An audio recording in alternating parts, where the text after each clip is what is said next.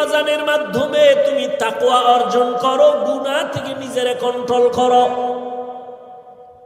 রোজার দ্বারা তাকওয়া যেই পরিমাণ অর্জন করা যায় অন্য আমলের দ্বারা এই পরিমাণ অর্জন করা যায় না। রোজার মধ্যে বড় আমল দুইটা, এক হলো তারাবির নামাজ আর এক হলো রোজা। এরে নবীর উম্মতের দল, এই মাসে আর একটা সুন্দর আমল হলো কোরআনের তেলাওয়াত। আমি আগেই বলছি, মনে থাকলে আবার বলেন, রমজানে একটা নফলের দাম কি একটাই না ফরজের সমান? একটা ফরজের দাম 70টার সমান। ও এলাকার মুসলমান যুবক বাবারা, মা বোনেরা, বৃদ্ধ বাবাজিরা, আগামী রমজান পাওয়ার গ্যারান্টি আছে। অতএব আমার অনুরোধ, এই রমজান যারা পাইছেন পাবেন, আপনারা এই সময় নষ্ট করবেন না, নফল ইবাদত ছাড়বেন না। নফল ইবাদতের মাধ্যমে দাম কি হবে জানেন? কিয়ামতের দিন ফরজ আমলের যত ঘাটতি হবে সব নফল দ্বারা পূরণ হবে। অথচ আপনাকে কে জানি বয়ান দিছে নফল লাগে না, অথচ স্পষ্ট হাদিস, ফরজ আমলের ঘাটতি পূরণ হবে নফল আমলের দ্বারা। রমজানে একটা নফল ফরজের সমান। এই রমজানে নফল ছাড়বেন কেন? ও তারাবি পড়নেওয়ালা বাবারা, আপনারা নফল যত পারেন বাড়ায় পড়বেন। কমপক্ষে 20 রাকাত যেন তারাবি হয়। 8 রাকাত নিয়ে কেউ দ্বন্দ্বে যাইয়েন না, কোনো দূরত্ব নাই। ইবাদত আল্লাহর জন্য করবেন। যদি কেউ ওয়াদাই করে ফেলেন যে আমি 8 রাকাতের বেশি তারাবি পড়ব না, তার কাছে আমার মোহাব্বতের আওয়াজ হলো, ঠিক আছে মেনে নিলাম। আপনি 8 রাকাতই তারাবি পড়েন, তবে বাকি 12 রাকাতও পড়েন, নফল হিসাবে পড়েন। দেখবেন এই সওয়াব আর আগামী রমজানে আপনি পাবেন কিনা গ্যারান্টি নাই। অথবা রমজান পাইছেন, আপনি অসুস্থ, লাভ কি? ওই দেখেন না একদল, রমজান আইলেই বিপদ, মনে হয় অসুস্থতা বেড়ে যাবে। আছেন এরকম কিছু মানুষ? আজকে কেতাবে দেখছি, বড় এক বুজুর্গ পাকিস্তানের হাকিম আক্তার সাহেব রহমতুল্লাহ আলাইহি লেখছে। কি লেখছে জানেন? এক এলাকার মানুষ একেবারে আওয়াম, শিক্ষিত না, ওখানে হুজুরে গেছে ওয়াজ করতে, রমজান আইতে আছে, রেডি হও। এরা বুঝে না রমজান কি। কয় হুজুর এটা কি? কয় এটা আইলে ফজরের আগের থেকে সন্ধ্যা পর্যন্ত না খায় থাকা লাগে। কয় এটা আমার কোন গজব? সারাদিন না খাইয়ে কহ একটু পানি টেনি, না পানিও না। কয় কি পানিও পান করতাম না? কয় না। এই বিপদের লাগে তো মোকাবেলা করতে হবে। এবার হুজুর এটা আইবে কোন দিক দিয়া? কয়ে পশ্চিম দিক দিয়ে। তাই? কবে? 29শে শাবান, শাবানের 29 তারিখ। টাইম কোন সময়? কয় সূর্য ডোবার পর। কয় হুজুর ঠিক আছে বুঝলাম। হুজুরে বয়ান করে গেছে, সবাই রেডি, লাঠি বানা। এই এলাকায় রমজানের ঢুকতে দেওয়া হবে না।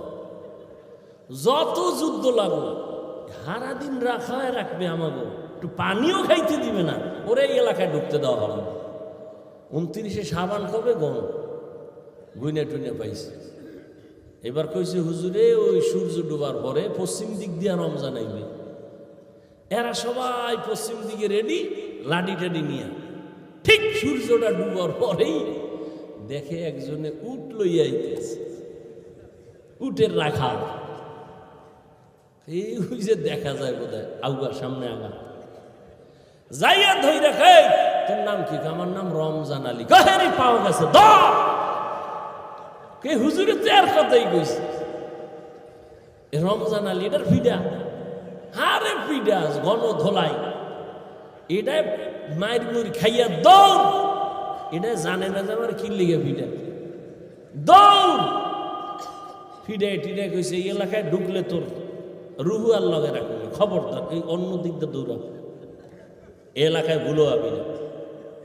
ঠান্ডা মাথায় সবাই আছে। হুজুরে কয়েকদিন পর আবার বয়ানে আইছে রোজার পরে।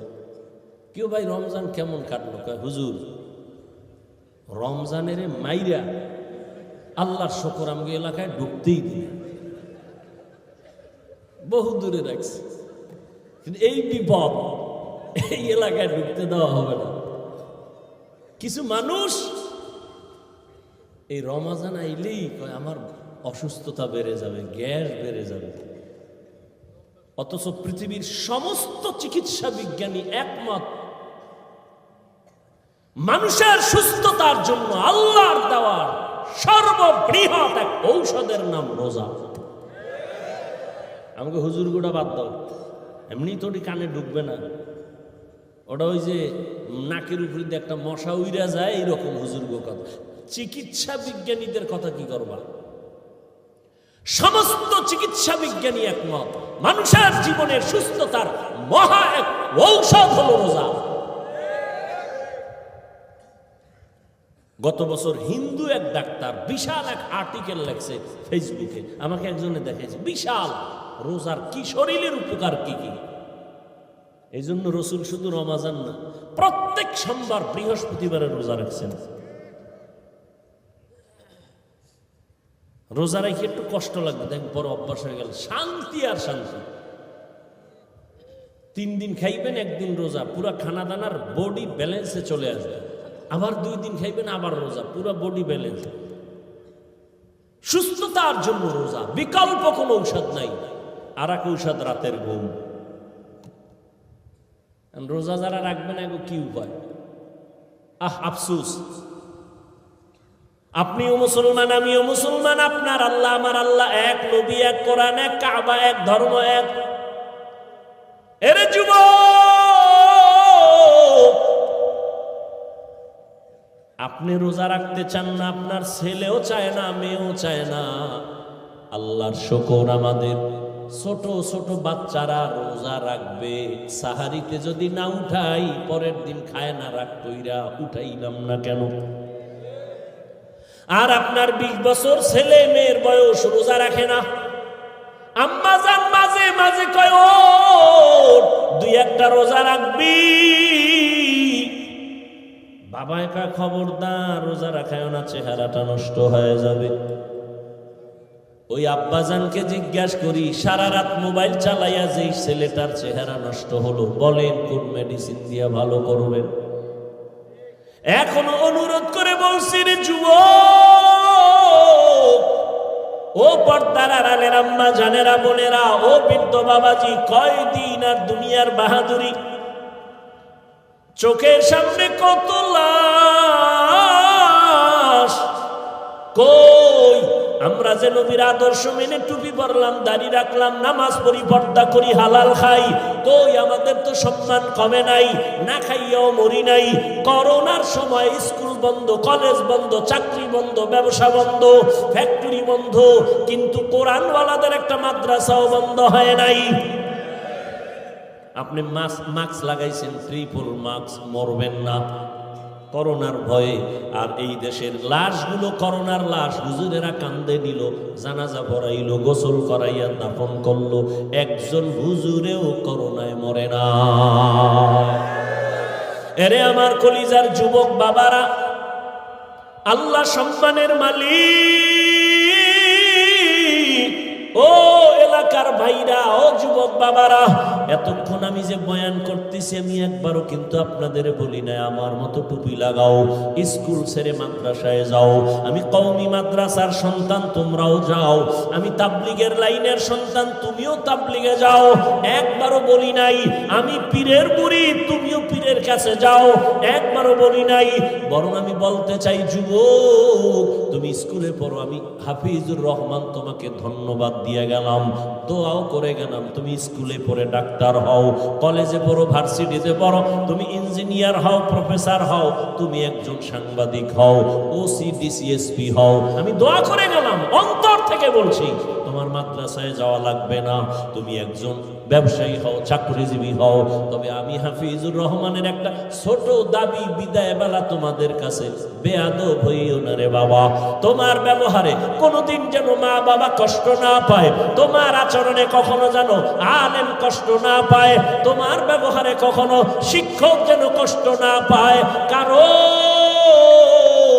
মা বাবা যদি কষ্ট পাইয়া মনে দুঃখ নিয়ে বলে একটা নিঃশ্বাস ছাড়ে, ওই নিঃশ্বাসটা তোমার জন্য একটা আগুন। ওই আগুনটা যদি তোমার কপালে লেগে যায়, মরার আগে তোমার জীবন বরবাদ হয়ে যাবে।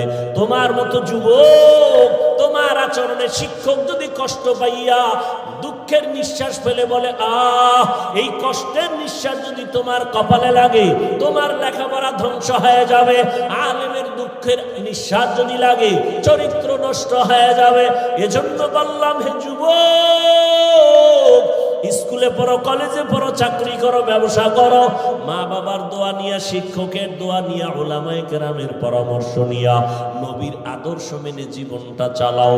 এবার বাস্তবে একটু তাকায় দেখো তো, তোমার মতো যুবক জীবনে মাদ্রাসায় পড়ে নাই, স্কুলে পড়ে, কলেজে পড়ে, সত্য কথাটা স্বীকার করো। তোমার মতো যুবক জেনারেল লাইনে থাইকেও নামাজ পড়ে, বলো আসেনি? তোমার দুই পায়ে হাত রেখে বলছি, বেয়াদবি মাপ চাই, রাগ করো না। বলো তুমি, মেধা আছে, বিবেক আছে, পশুকে আল্লাহ বিবেক দেয় নাই। তুমি বলো, তোমার মতো যুবক যদি স্কুল কলেজে পড়িয়া নামাজ পড়ে, বলো তুমি কেন পারো না রে বাবা? তোমার কি সমস্যা বলো? মা বাবার কি অভিশাপ লাগছে তোমার কপালে? আমার তো মনে হয় তাই। নাইলে অভিশাপ না লাগলে তোমার মতো যুবক যদি কলেজে পড়িয়া নামাজ পড়ে, বলো তুমি কেন পারো না? তোমার মতো যুবক যদি রাস্তায় গাড়ি চালায় নামাজ পড়ে, তুমি কেন পারো না? তোমার মতো যুবক র্যাব, আর্মি, পুলিশ, বিডিআর এর চাকরি করে নামাজ পড়ে, বলো তুমি কেন পারো না? তোমার মতো যুবক ডাক্তার, প্রফেসর, ইঞ্জিনিয়ার 5 ওয়াক্ত নামাজ পড়ে, বলো তুমি কেন পারো না? তোমার মতো যুবক নদীর মধ্যে মাছ ধরে, নামাজ ছাড়ে না, ময়দানে কৃষি কাজ করে, নামাজ বাদ দেয় না, বলো তুমি কেন পারো না রে বাবা? আল্লাহর কসম, আল্লাহ তাআলা তোমাকে বারবার ডাকে, তওবা করো। কয়দিন আর গুনাহ করবা, কোন দিন হায়াত শেষ হবে জানা নাই। চক্ষু বন্ধ করে একটু গবেষণা করো, ভাবো, দেখো করোনার মধ্যে যুবকের লাশ, ছাত্র জনতার আন্দোলনে দেখো যুবকের লাশ, যত লাশ দেখি শুধু যুবক আর যুবক, পানির নিচে, গাড়ির নিচে, ঘুমের বিছানায় যুবকের লাশ। কয়দিন আর বাহাদুরি করবা? জীবনে তো গুনাহ মনের ঝাল মিটাইয়া কম করো নাই। মনে চাইছে দাড়ি রাখবা না রাখো নাই, মনে চাইছে নামাজ পড়বা না পড়ো নাই, মনে চাইছে পার্কে যাবা দৌড়ায় গেছো, কারো বাধা তুমি মানো নাই। এখনো কি তওবা করবা না রে বাবা? মনটাকে শুধু একটা কথাই বুঝাও, এরে মন, তোমার মতো যুবক যদি জেনারেল লাইনে থাকিয়া চাকরি করে, ব্যবসা করে, লেখাপড়া করে, নামাজ পড়ে, তুমি কেন পারবা না রে বাবা? এখনো সময় আছে, তওবা করে নাও। আমার আল্লাহর কাছে মনে মনে বলো, ও দয়ার মালিক, জীবনে তো কম দাড়ি কাটি নাই, নামাজ কম সারি নাই, বেপরদায় কম চলি নাই। ও আল্লাহ, কয়দিন আর গুনাহ করব, কোন দিন আজরাইল আসবে তাও জানা নাই। তওবা করিয়া নাও, এই বরকতের মাস আর পাবা কিনা জানা নাই। ওই মায়ার নবীর আদর্শের মালা গলায় লাগাও, ওই রহমতের নবীর মালাটা গলায় লাগাই। ওরে যুবক, নবীর আদর্শের মালা গলায় লাগাইয়া কত বিধর্মী কালেমা পড়িয়া মুসলমান হয়ে গেল। আমার নবীর আদর্শ এত সুন্দর, যেই নবীর আদর্শের পাগল উড়ন্ত পাখি একটা গর্তের পিপিলিকা পর্যন্ত আল্লাহর কাছে দোয়া করে, আরজি করে, হে আল্লাহ, তুমি আমার একটু মদিনা দেখাও, আল্লাহ তোমার ঘর দেখায় দাও। আমার আল্লাহ অর্ডার দিছে, ও কবুতর, অমুক এলাকায় যাইয়া অমুক পিপিলিকাটাকে পায়ের সাথে লাগাইয়া মক্কা দেখায় দাও, নবীর রওজাটা দেখায় দাও। মদিনার নবীর রওজার এত মুহাব্বত, ও নবীর আশিক, ও পর্দার আড়ালের আম্মা জানেরা, বোনেরা, আপনাদের কত ধন্য জীবন। আপনারা নবীদের মায়ের মতো দামি মা, সাহাবায়ে কেরামদের মতোই তো আপনারা নারী, হাফেজে কোরআনের মায়ের মতোই আপনারা দামি। আপনারা তো আয়েশা রাদিয়াল্লাহু আনহার মতো নারী, ফাতেমা রাদিয়াল্লাহু আনহার মতো নারী, খাদিজা রাদিয়াল্লাহু আনহার মতো নারী কয়দিন আর দুনিয়ায় বাঁচবেন রে মা? একটা সন্তানকে আদর্শ ডাক্তার বানায় যান, আদর্শ ইঞ্জিনিয়ার বানায় যান, আদর্শ প্রফেসর বানায় যান। আপনার মতো কত নারী এই এলাকায় এখনো আছে, বেপরদায় চলে না, নামাজ ছাড়ে না, স্বামীর মাল হেফাজত করে, সন্তানগুলো আদর্শওয়ালা বানানোর মেহনত করে, মা বাবা সন্তানের পেছনে মেহনত করে, বেপরদায় চলে না, স্বামীর মাল নষ্ট করে না, মোবাইলে সময় নষ্ট করে না। এরে আম্মা জানেরা, এখনো কি আপনারা তওবা করতে পারেন না? আল্লাহকে বিনয়ের সাথে বলেন মনে মনে, হে আল্লাহ, জীবনে আর নামাজ ছাড়বো না, বেপরদায় চলবো না, মোবাইলে সময় নষ্ট করব না, স্বামীর মাল হেফাজত করব, সন্তানগুলো আদর্শবান বানানোর চেষ্টা করব। রহমতের নবীর মোহাব্বত আর আদর্শ অন্তরে লালন করিয়া, ও বৃদ্ধ বাবাজি, আপনার মতো কত বুড়ারা মসজিদে গিয়া নামাজ আদায় করে 5 বেলার, আপনারা কেন পারেন না?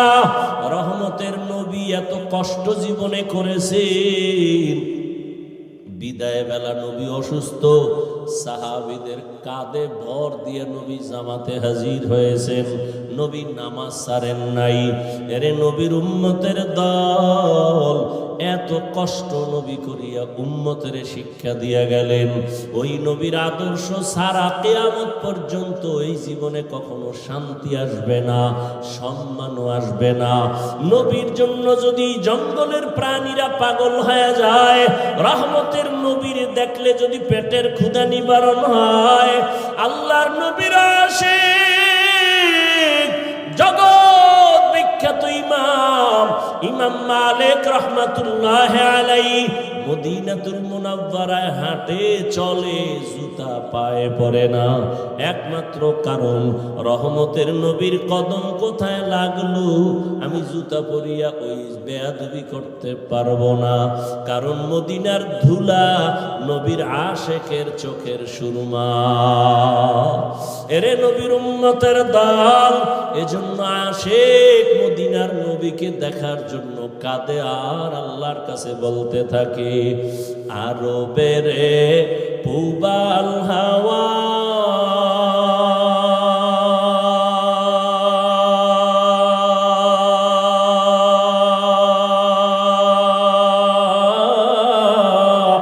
পশ্চিমে করে সুধামা,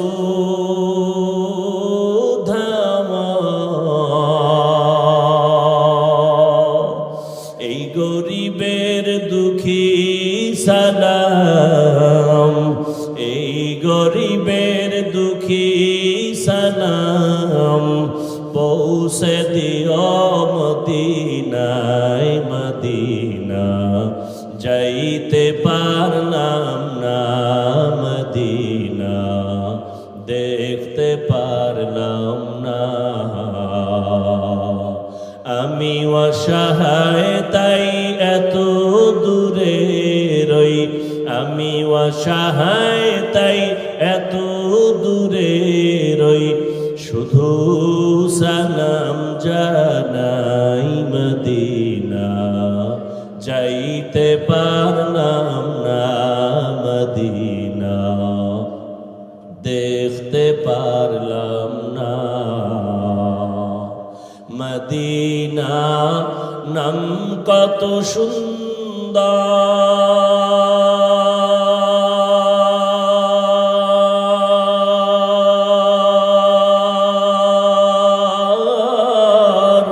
মদিনা কেরে সেবন্তা,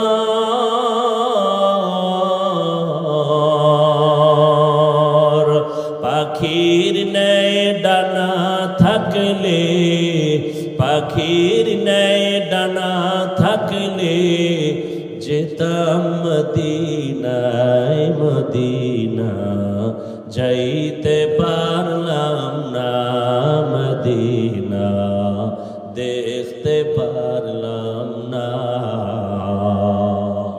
এরে আল্লাহর বান্দারা, ওই মদিনার মোহাব্বত অন্তরে জমা করে এখনো সময় আছে, তওবা করো আর আমার মালিকের ডাকো আর বলো, হে মালিক, আর নামাজ ছাড়বো না, দাড়ি কাটবো না, বেপরদায় চলবো না, মা বাবার সাথে বেয়াদবি করবা না রে যুবক। ওলামায়ে কেরামের দোয়া নিয়া, শিক্ষকের দোয়া নিয়া, নবীর আদর্শ মেনে চলবা। মরিয়া গেল আর নামাজ ছাড়বা না, রোজা ছাড়বা না, গুনাহ করবা না। তওবার নিয়ত যদি অন্তরে থাকে রে যুবক, যাদের অন্তরে তওবার খাঁটি নিয়ত আছে, দুটো হাত আমার আল্লাহকে দেখাইয়া দাও। আয় আল্লাহ, হাতগুলো কবুল করে নেন, তওবা কবুল করে নেন, তওবার উপরে মজবুত হইয়া চলার তৌফিক দান করেন, আমিন।